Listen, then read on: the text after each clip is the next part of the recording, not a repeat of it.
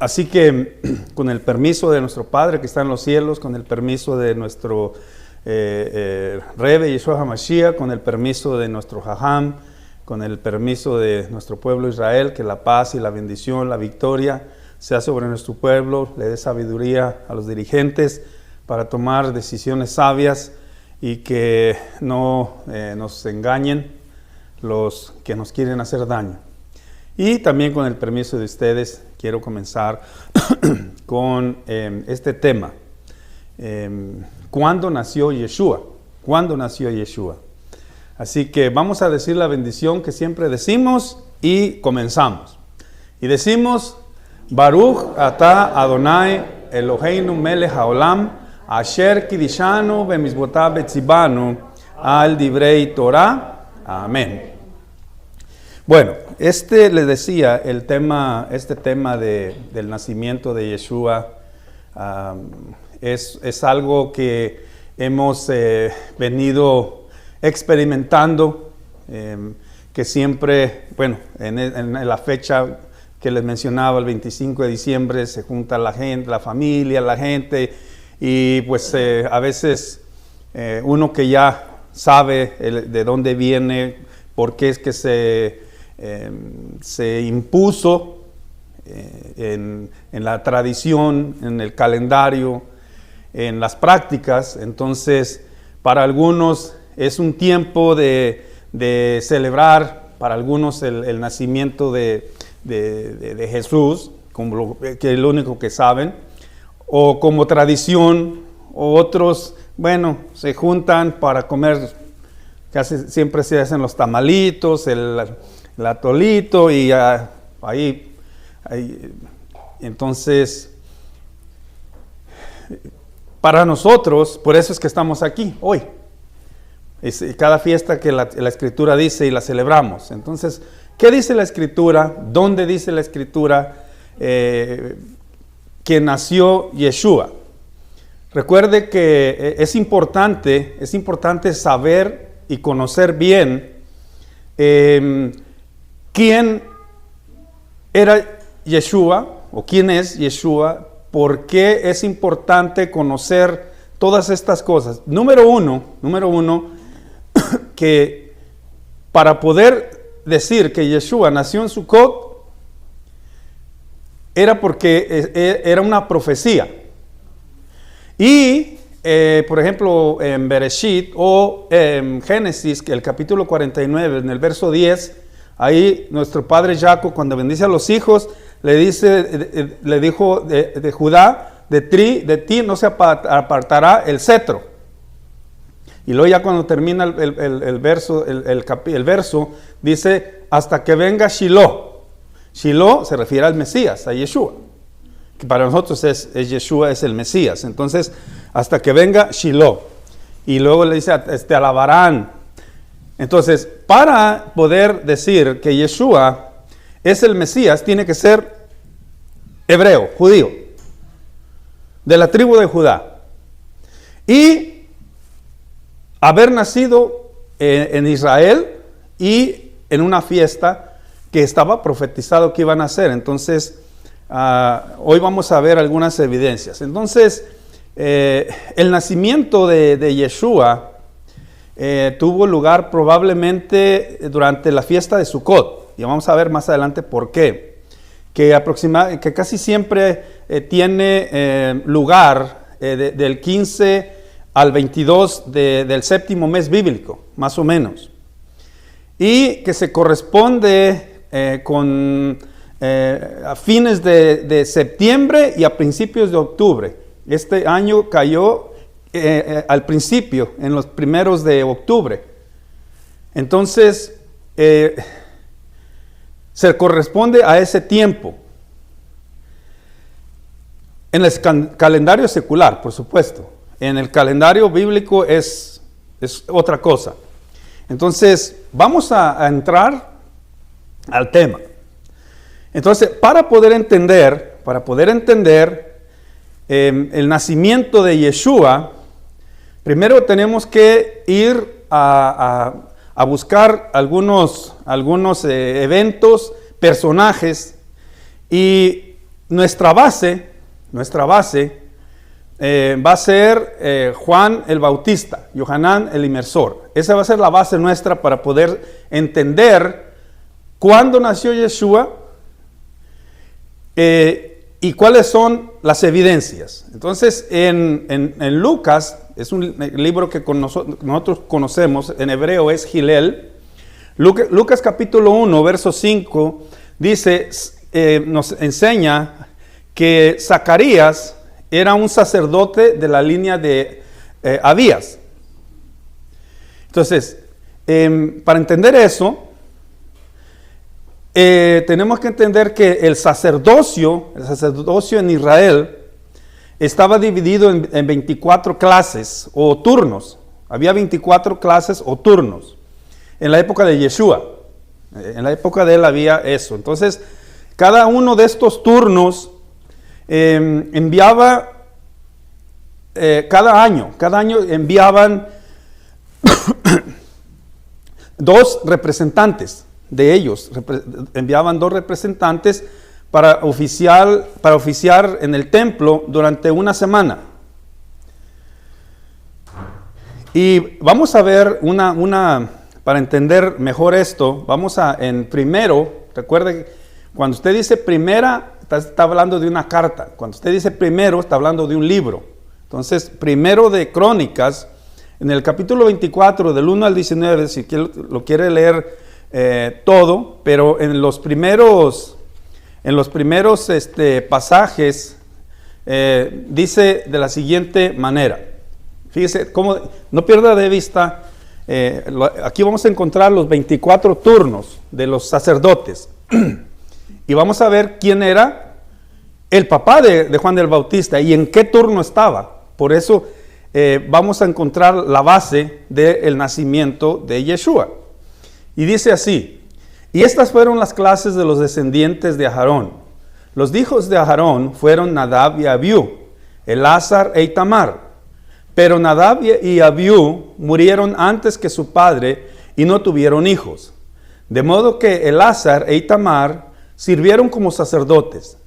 Y David, con Sadoc, el hijo de Elázar, y Ahimelech, de los hijos de Itamar, los dividió según sus oficios para su ministerio, puesto que se encontraron más hombres principales entre los descendientes de Elázar que entre los descendientes de Itamar. Los dividieron así: de los descendientes de Elázar, 16 jefes de casas paternas y 8 de los descendientes de Itamar, según sus casas paternas. Así fueron divididos por suerte los unos y los otros, porque eran funcionarios del santuario y funcionarios de la casa de Dios, de Hashem. Tanto los descendientes de Elázar como los descendientes de Itamar. Y aquí ya nos dice que había 16 de las casas paternas. De Elázar eran 16 y 8 de Itamar. Entonces, 16 y 8, ¿cuántos son? 24. Okay. Esos eran los que estaban escogidos. Entonces dijimos 16 más 8, 24 suertes o turnos, divisiones o clases de sacerdotes que había. Entonces, para entender esto, vamos a ubicar en las fiestas cómo es que se hacían las cosas. Y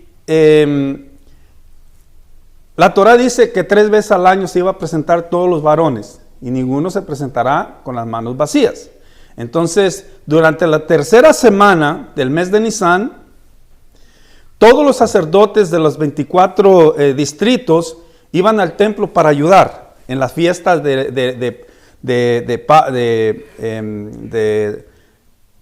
Pesach, Shavuot y Sukkot.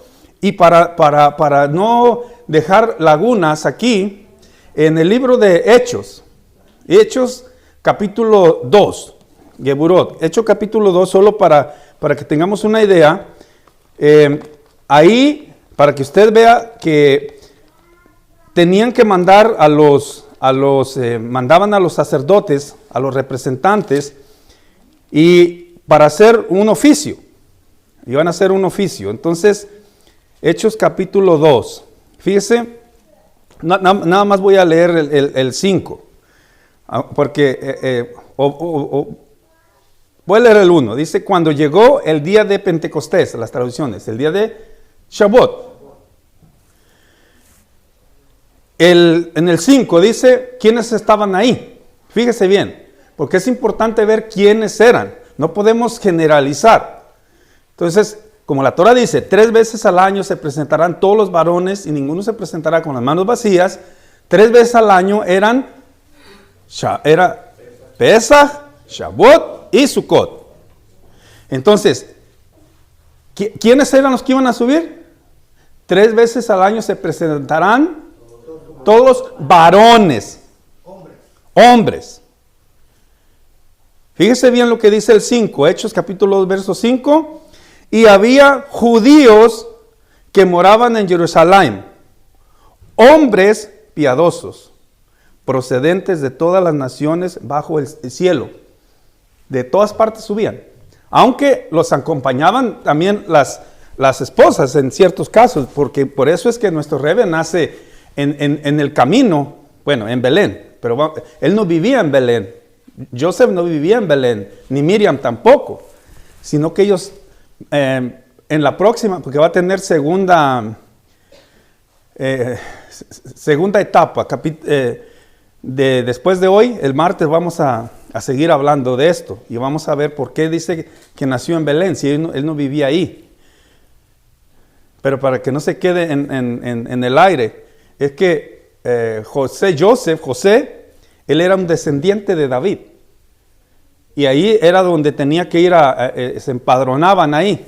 Cada uno y el que era de Dan tenía que ir a la de Dan, etcétera, etcétera. Pero bueno, eso va a ser para la próxima. Entonces, por eso dice que había varones justos de todas las partes del cielo. Y ahí es donde que viene el polémico punto de las lenguas. Y ahí se aclara. O sea, eran judíos, no eran gentiles, eran judíos y no hablaban lenguas raras, hablaban lenguas, dice que ellos entendían. Imagínense, yo que no sé hablar, voy a decir, árabe, y allá yo hablando árabe y me entendían todos. Eso fue lo que pasó. Porque dice, ¿cómo es que son galileos y nosotros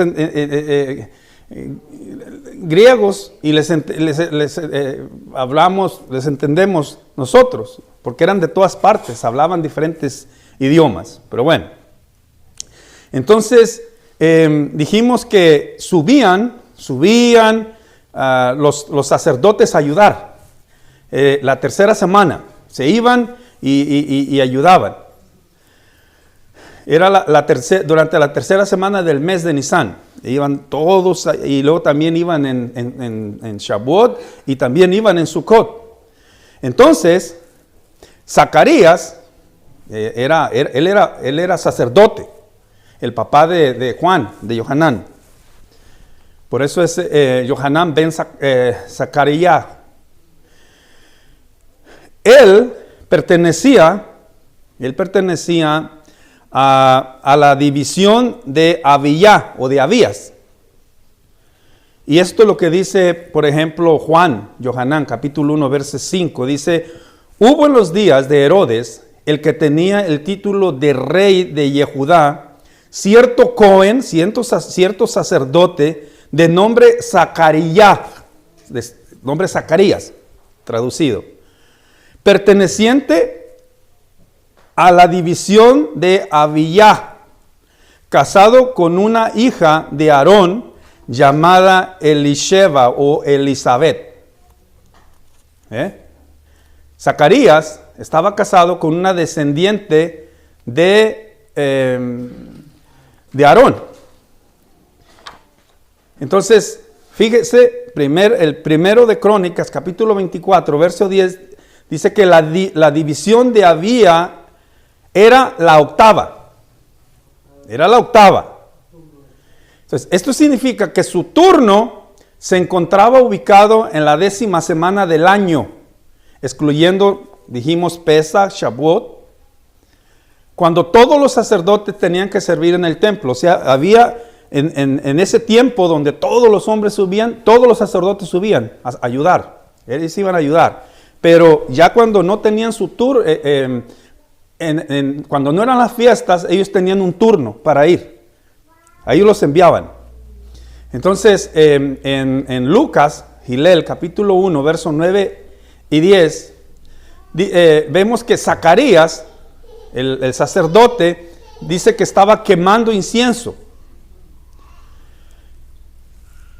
¿Y en qué parte quemaban el incienso? Bueno, esto se hacía en la parte del templo conocida como el lugar santo. Ahí era donde se quemaba, recuerde, era el lugar santo, no santísimo.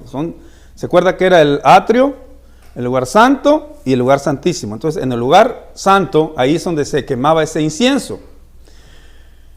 Entonces, cuando los sacerdotes quemaban el incienso, ese incienso que quemaban, ese incienso representaba las oraciones del pueblo de Hashem.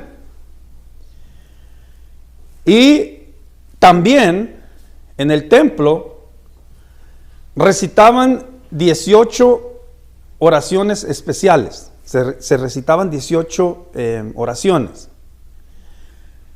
Y estas oraciones se hacían todos los días.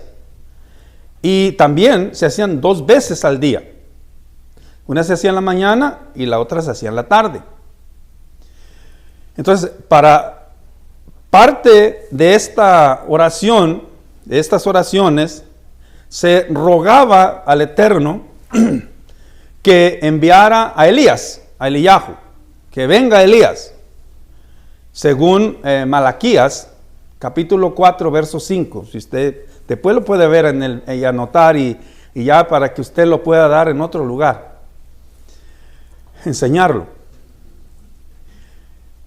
Entonces, en Lucas, en el capítulo 1, verso 11 al 13, dice que un ángel apareció al lado derecho del altar y le dijo a Zacarías que su oración había sido escuchada y que le nacería un hijo y que se llamaría Johanán. Dice, tu oración, recuerde que eran 12, eran 18 oraciones, pero una de ellas era que enviara a Elías. Al enviar a Elías, vendría el Mesías. Esa era esa oración, envía a Elías. Envía a Elías. Y le dijo, tu oración fue escuchada. Eran 18, pero ¿por qué no dijo tus oraciones? Tu oración. Envía a Elías. Tu oración. Recuerde, plural o singular. Aquí está hablando de singular. Tu oración. La que tú pediste que enviara a Elías, ya fue escuchada. En este sentido, dice que, si lo leímos, Lucas capítulo 1, verso 11 al 13, dice, lo voy a leer de nuevo, un ángel apareció al lado derecho del altar y le dijo a Zacarías que su oración había sido escuchada y que le nacería un hijo y que se llamaría Johanán. Entonces, en este sentido, Johanán era una sombra de Elías, de Eliyahu, Hanabí. Es decir, no fue literalmente la encarnación de Elías, no fue la encarnación, pero era el mismo espíritu profético que estuvo en Eliyahu Hanabí o en Elías. Iba a estar en Juan, en Johanán. Por eso, mire, cuando uno entiende estas cosas, por eso dice, los profetas profetizaron hasta o ¿de quién? ¿Se recuerda? que muchos malentienden, que dice, ve, los profetas profetizaron ¿hasta quién? Hasta Juan. Pero si usted, como conocemos aquí, los profetizaron acerca de Juan, de Johanán, que él era el que iba a anunciar al Mesías y que cuando él viniera, el Mesías iba a nacer. No es que ahí se acabó todo, que ahí se quitó la ley y nada de eso. Entonces, eso usted lo puede encontrar en Lucas capítulo 1, verso 15 al 17. Entonces, contando las 2 semanas de la ley, recuerde, de separación ordenada por Hashem, Zacarías cumplió su sacerdocio en esa semana y luego la semana de purificación antes de regresar a su casa. En Lucas capítulo 1, verso 22 y 23. Recuerde que cuando los sacerdotes iban a servir en el templo, estaban una semana purificándose. Servían y tenían que estar otra semana purificándose. Ellos no podían abandonar terminando de hacer su último, vamos a decir, incienso, su último, y ese mismo ratito irse a su casa. No, es que eso era tan sagrado que imagínense la unción que ellos tenían que, tranquilo. Entonces, contando esas semanas de la Torá, de la ley que había, esa de separación que había sido ordenada por Hashem, terminan esas 2 semanas y entonces él regresa a su casa. Y dijimos Lucas capítulo 1, 22 y 23. Entonces, cuando llega a casa, es aproximadamente el mes de junio, debido a basándonos en la octava. En la octava.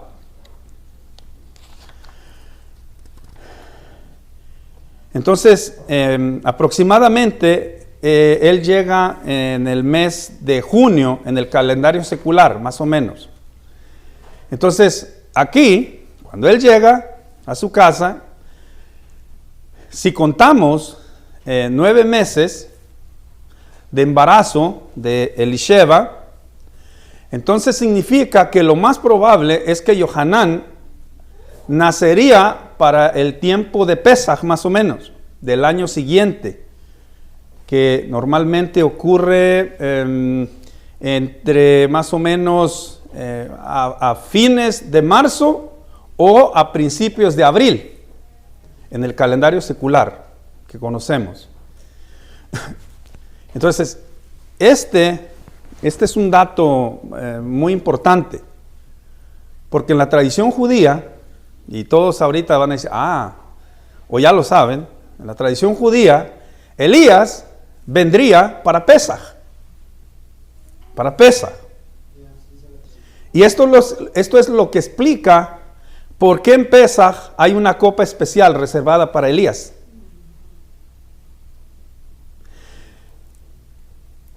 Y en un punto dado del Seder se abren las puertas. Se recuerda que siempre hacemos eso. Si estamos en la casa, bueno, mandamos a un niño o vamos a abrir nosotros la puerta de la casa para ver si Elías viene. O si estamos en la comunidad, abrimos la puerta para ver si Elías viene. Entonces, Elías sería el pionero o el precursor del Mesías. Y esto nos da el contexto para comprender lo que ocurre en Matillahu, capítulo 17, el verso 10 al 13. Entonces, la pregunta que se formuló ahí, le preguntaron, le dijeron a Yeshua, ¿por qué entonces los escribas afirman que Elías debe venir primero? Entonces, ellos dicen, si Elías no ha venido, entonces, ¿por qué dicen que él es el Mashiach? si Elías es el que va a preparar el camino del Mashiach. Por eso es que él dijo, he aquí viene un hombre que no soy digno de desatar las correas de sus zapatos. Yo a la verdad os purifico con agua, mas él los purificará ¿con qué? Fuego y espíritu. ¿Ve? Él va a preparar y él les dijo, él es. He aquí el Cordero de Hashem que quita el pecado del mundo.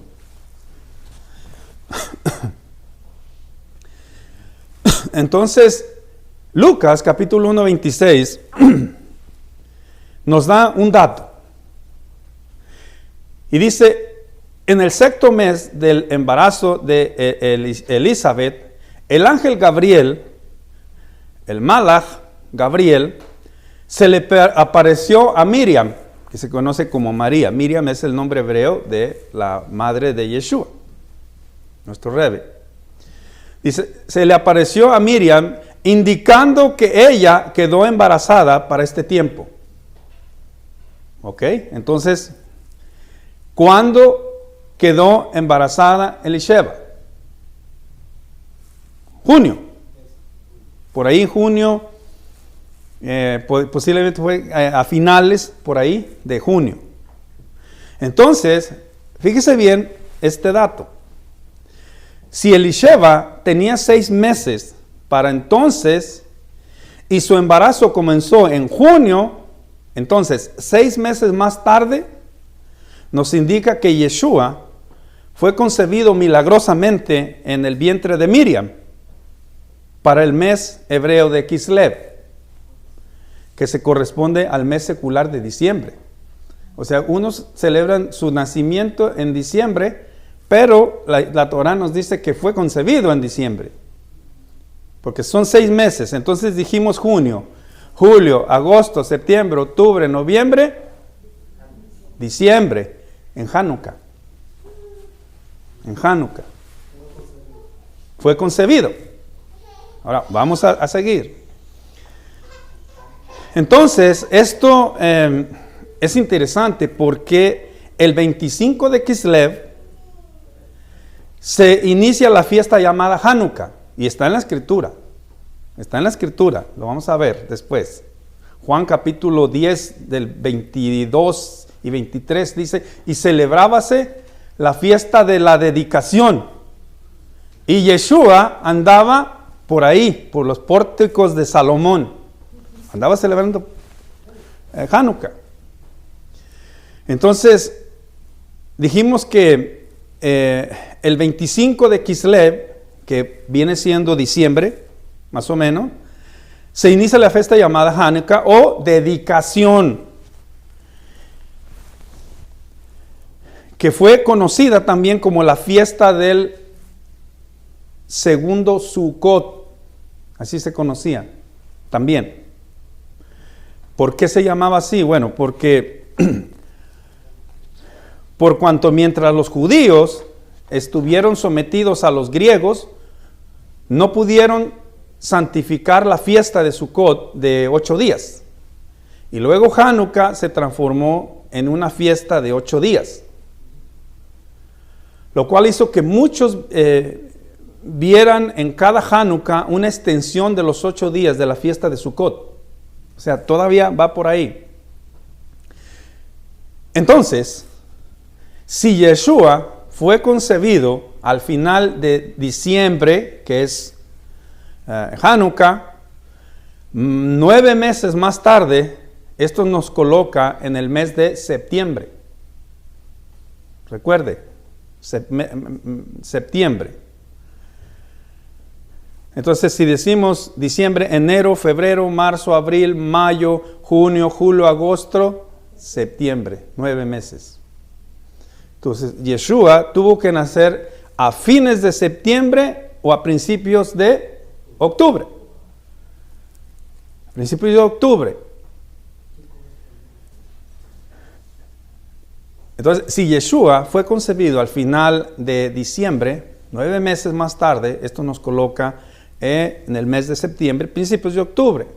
Por otro lado, teniendo Yohanan Bet Zakkai 6 meses más de edad que Yeshua, y si Yohanan nació a finales de marzo y a principios de abril, más o menos, 6 meses después debió haber nacido Yeshua, para fines de septiembre o principios de octubre, como dijimos. Entonces, la fiesta de Sukkot, la fiesta de las cabañas, como se conoce, casi siempre ocurren a fines de septiembre o principios de octubre, en el calendario secular, por supuesto, o el 7º mes del anuario bíblico. Así que esto es importante conocerlo, porque esto nos va a ubicar en que esta fiesta es muy importante, porque nos ubica con el nacimiento de nuestro Santo Maestro, Yeshua HaMashiach. Y es importante conocerlo también. Así que a todos nos gusta que nos celebren el cumpleaños, a todos nos gusta que recordemos, bueno, casi siempre cuando llega la fiesta de Pesach, la muerte de nuestro Santo Maestro, recordamos, nos volvemos muy sentimentales, pero creo que es un momento también, el nacimiento de nuestro Rebbe, que él vino fue enviado y obediente para traer esa esperanza al mundo. Y celebrar de que nació, de que murió, pero no se perdió la esperanza, sino que fue resucitado para nunca más morir. Y que fue en una fiesta como hoy de Sukkot. De que esta fiesta es una fiesta muy importante. Cada fiesta tiene algo muy, muy especial. Por ejemplo, Pesach nos anuncia de su muerte, de la muerte, de su resurrección. Después, la fiesta de Shavuot, o como muchos le conocen, la fiesta de Pentecostés. Esa nos recuerda la entrega de la Torá. Hashem nos dio la Torá. Y la fiesta de Sukkot nos recuerda, Hashem tuvo misericordia de su pueblo, y que Hashem en esa fiesta nos da a Yeshua, nuestro Rebbe.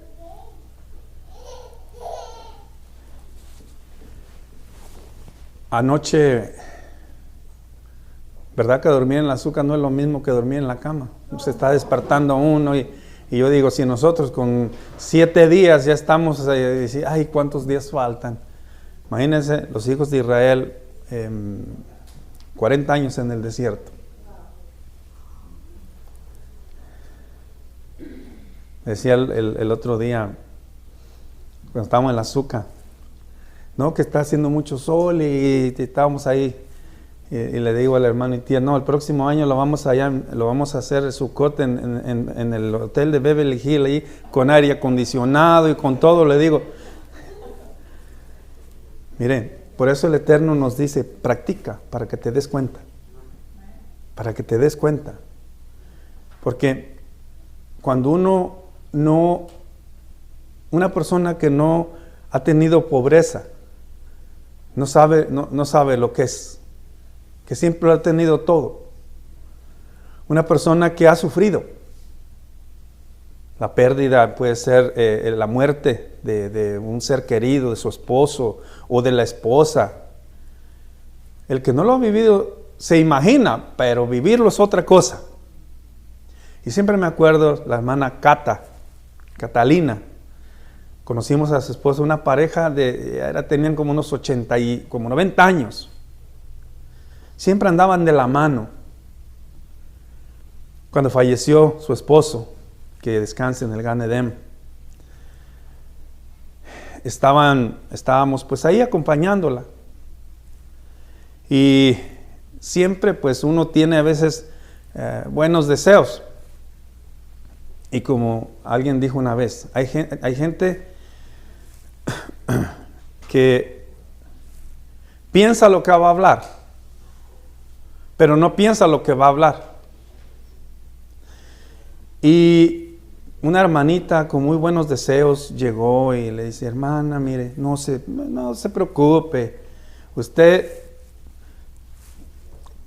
no se sienta mal. Mire, dice la Escritura: para mí el vivir es Cristo y el morir es ganancia. Y nunca se me olvida, y la mirada de ella, volteó y la miró y le dice: qué fácil es decirlo, pero viera qué difícil es vivirlo. Por eso digo, nunca hay que criticar o juzgar, porque el que lleva el morral solamente sabe lo que lleva adentro y lo que duele. Entonces, para nosotros, el Eterno nos dejó Pesaj, y vivimos y recordamos la muerte, recordamos la liberación de los hijos de Israel de Egipto, cómo el Eterno nos acompañó. Ahora viene Shavuot, la entrega de la Torah, disfrutar. Viene Sukkot, el nacimiento, la fiesta más cercana que nos conecta con nuestro Padre que está en los cielos, que es nuestro Rebbe, Yeshua HaMashiach. Entonces cada fiesta es importante celebrarla y no verla como una carga. No, ¿cuándo va a terminar? Ay, que ya me duele aquí, ya me duele acá. Y decía, anoche yo miraba 2 estrellas nada más, y miraba la luna y buscaba la otra, pero así por las palmas, y solamente podía ver 2. Y después se desapareció una, y siempre una me quedó ahí. Y me quedaba un rato dormido y despertaba y ahí estaba. Y decía yo, si uno es consciente, se da uno cuenta que Hashem nos quiere conectar con Él. Nos quiere conectar con Él cuando se leían los 13 atributos. Cuando uno no conoce nada de judaísmo, dice: te he conocido por tu nombre. Pero cuando usted conoce el judaísmo, te acuerda, el nombre es función. Te he conocido por tu nombre, Moshe, que eres un hombre amable, respetuoso. Eso es. Por eso dice, y le dio un nombre que es sobre todo nombre, Yuhe-Bajei. Al darle ese nombre, por eso dice: el que me ha visto a mí, ha visto al Padre. ¿Por qué? Porque él traía los atributos de Hashem. No es que era Hashem, él traía eso.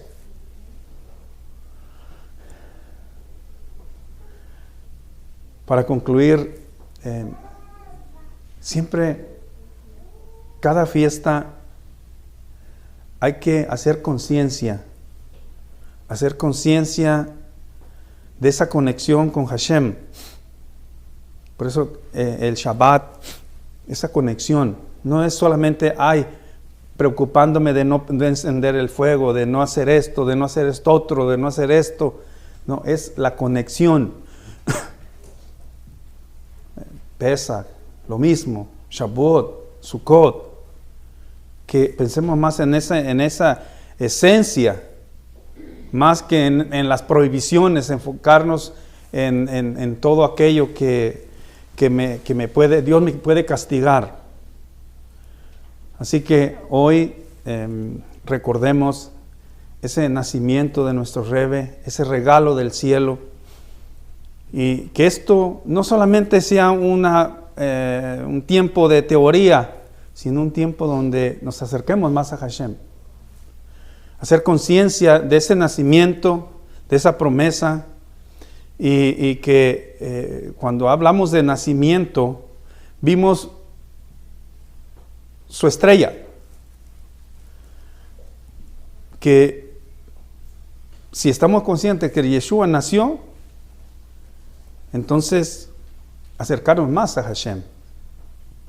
Y no solo enfocarnos en lo exterior, en lo material, sino irnos más allá, en lo espiritual. Si el Eterno lo permite, el martes vamos a hablar de los pañales y de pesebre o suca. Que Hashem en este tiempo de Sukkot nos ayude y que reavive ese fuego que hay en nosotros y que no sea una fiesta más, sino que sea una fiesta que me acerca más a Hashem, que me acerca más a amar a mi Rebbe Yeshua HaMashiach, que me acerca más a amar a mis hermanos, que nazca, no solamente que nació Yeshua, que nazca en nosotros ese deseo, ese amor de acercarnos a Hashem, que nazca en nosotros ese amor y deseo de amar a nuestros hermanos, que nazca en nosotros el venir a la comunidad, amarnos, abrazarnos, respetarnos, que honestamente mis respetos, Baruch Hashem y el Eterno, y que Hashem nos guarde del mal de ojo, pero la verdad que una comunidad muy especial, esta comunidad muy especial. Yo hablo por mi comunidad, yo no hablo por los demás porque yo no los conozco, pero de esta, alguien dice no metas las manos por nadie, pues yo me animo a lo mejor a meterlas. A lo mejor salgo un poquito quemado, pero bueno, pero sí me animo.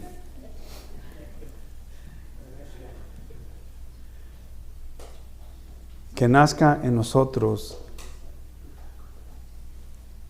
ese amor y deseo por las cosas de Hashem.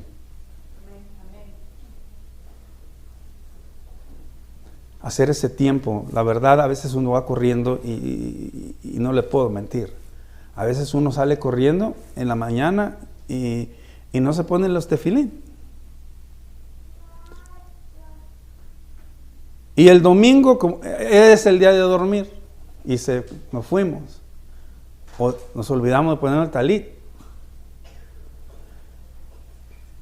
Pero hoy es el tiempo para decir, hoy nació en mí hacer la diferencia. Hoy voy a ser diferente. Voy a ser diferente. Porque con deseos no se llega a ninguna parte. Pero con acciones sí podemos llegar. Que Hashem nos guíe, nos guarde. Y que no seamos, como dice en la Escritura, oidores olvidadizos. Que al salir de aquí se nos olvide todo otra vez. Pero yo no puedo hablar por el hermano Yehoshua, ni por el hermano Israel. Usted hágalo. No. Antes de yo decirle al hermano, tengo que hacerlo yo. Y cada quien que tome su decisión, al fin y al cabo, Hashem nos va a juzgar individualmente. Individualmente. Y que todos tengamos un buen juicio. O voy a decirlo de esta manera. Hashem nos dio un buen juicio, por fe, Hashem nos dio un buen juicio en Rosh Hashanah y en Yom Kippur. Ahora, que Hashem nos dé un buen juicio por nuestros actos durante este año para poder seguir viviendo y poder experimentar, llegar a viejitos llegar a conocer a nuestros nietos, bisnietos y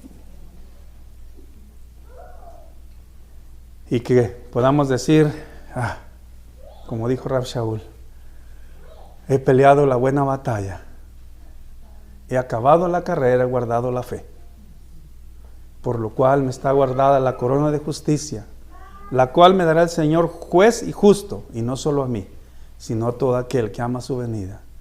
Portémonos bien, hagamos la cosa bien, porque yo los quiero ver a todos allá en el Olam Jabá. Shabbat Shalom.